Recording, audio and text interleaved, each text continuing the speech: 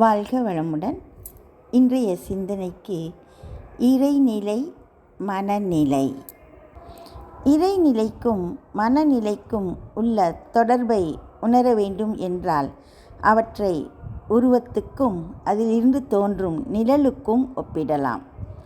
உருவத்தை விட்டு நிழல் பிரிவதே இல்லை. ஆனால் நிழலை எடுத்துக்காட்ட வல்ல ஒளியானது உருவத்தின் மீது படும் கோணத்திற்கு ஏற்ப நிழலானது அளவில் மாறுபடும். அதேபோன்று மனித மனம் இறைநிலையை விடுத்து இயங்குவதே இல்லை.